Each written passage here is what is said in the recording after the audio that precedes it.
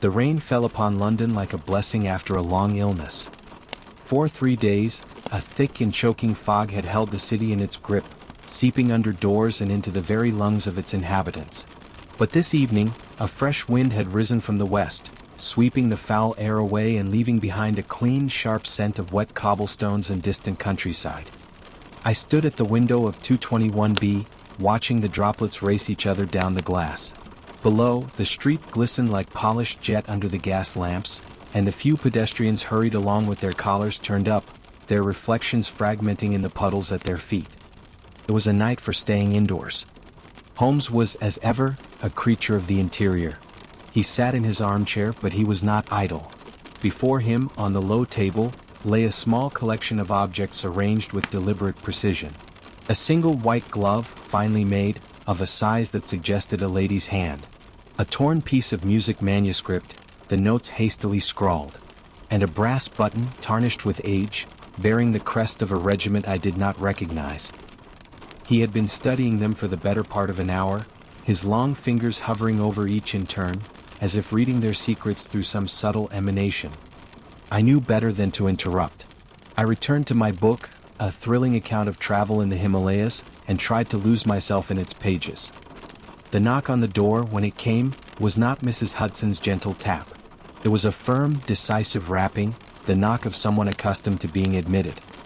Holmes looked up, a flicker of interest crossing his keen features. "Ah, our visitor arrives. A little early, but punctuality is a virtue, even in the midst of mystery." I marked my place and rose as the door opened. Mrs. Hudson appeared, looking slightly flustered. "A gentleman to see you, Mr. Holmes. A Colonel Morrison. He insists it is urgent." The man who followed her into the room was every inch the soldier. Erect of bearing, with a carefully trimmed gray mustache and eyes that had learned to observe without revealing. He wore a well-cut overcoat, still damp from the rain, and carried a leather dispatch case under his arm. "Mr. Holmes," he said, his voice a crisp baritone, "I apologize for the lateness of the hour. My business could not wait." Holmes waved him to a chair. "Please, Colonel, warm yourself by the fire. My friend, Dr. Watson, you may speak freely before him. He is my right hand in all matters of consequence." The Colonel inclined his head to me, then settled into the offered chair, accepting a glass of brandy which I poured for him. He took a moment to gather himself, staring into the flames as if seeking the right words there. "I am not a man given to fancy, Mr. Holmes," he began. 30 years in Her Majesty's service have taught me to deal in facts, in evidence, in things that can be seen and touched. But what has occurred in my household these past 2 weeks defies every rational explanation I possess." Holmes leaned forward slightly, his fingers still hovering near the objects on the table. "Tell me everything, Colonel. From the beginning." The Colonel nodded. "My household consists of myself, my wife, and my daughter, Miss Clara Morrison. My daughter is 19, a talented musician, and until a fortnight ago, the most cheerful creature in all of London. But something has changed. She has become withdrawn, distracted. She sits at the piano for hours, but she does not play. She simply stares at the keys." "A sudden melancholy," Holmes observed. "It can strike the young as readily as the old.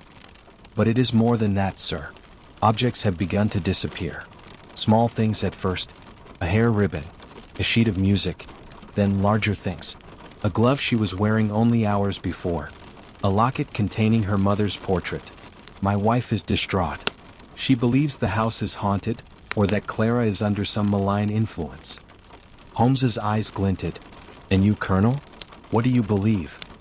The soldier hesitated. "I believe in locks and keys, Mr. Holmes. I believe in servants and their opportunities. I have had the house searched from attic to cellar. I have questioned every member of my staff.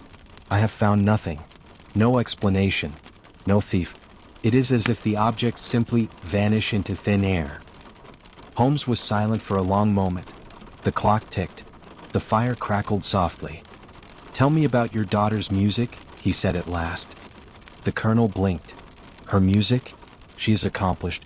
She studies with a master, Professor Stefan Renard, a Hungarian, very highly regarded. He comes to the house twice a week to give her lessons." "And these lessons," Holmes continued, his voice deceptively casual. They continue? Yes. He was there this very afternoon. In fact, it was after his departure that Clara became more agitated than ever. She retired to her room and has not come down for supper. My wife is with her now. Holmes rose and walked to the table where the objects lay. He picked up the torn piece of music manuscript. Colonel Morrison, have you ever seen this before? The colonel squinted at it. No. Should I have? It was found 3 days ago by a constable in Regent's Park, caught in the branches of a bush near the boating lake. There was no identifying mark, no name. But there was something else. A small stain in the corner. I had it analyzed. He handed the scrap to the colonel, who examined it closely. Ink? The colonel ventured. No. Coffee. A particular blend, sold by only one shop in London, just off the Tottenham Court Road. A shop frequented by musicians and music students. I have been making inquiries. The colonel's face was a study in confusion. But what does this have to do with my daughter? Holmes did not answer directly. Instead, he picked up the white glove. And this? A lady's glove of excellent quality. It was found yesterday in a cab by a driver who remembered his passenger. A young woman, he said, who seemed distressed. She alighted near the corner of Baker Street, but when he called after her to return her glove, she hurried away as if she did not hear him. He held it out. Is this your daughter's? The colonel took it, his hand trembling slightly. Yes, this is Clara's. I recognize the stitching. My wife had them made especially. Holmes returned to his chair, his expression grave but gentle. Colonel, I believe your daughter is not the victim of a haunting, nor of a common thief. I believe she is engaged in a secret correspondence, and that her disappearing possessions are not stolen but given. Given? To whom? To Professor Renard. The colonel's face flushed with anger. That is impossible. The man is old enough to be her father. He is a respected musician. He is a man, Holmes interrupted quietly, and your daughter is a young woman with a heart and a mind of her own. The missing objects are tokens, Colonel. Gifts exchanged between two people who believe their affection must remain hidden. The hair ribbon, the locket, the glove, these are the currency of secret love. I stared at Holmes, then at the colonel, whose anger had given way to a dawning, horrified comprehension. But the music lessons? The colonel managed. The hours at the piano? A pretext, Holmes said. A way to be near him, to hear his voice, to receive his instruction. But the instruction has become something more. The torn manuscript, that was a message, a note hastily written and torn in agitation, then discarded in the park. Perhaps a quarrel. Perhaps a moment of doubt. The coffee stain places Renard at the scene. He dropped it or threw it away, and your daughter's distress that afternoon was the result. The colonel sat in stunned silence. The fire crackled and popped, the only sound in the room.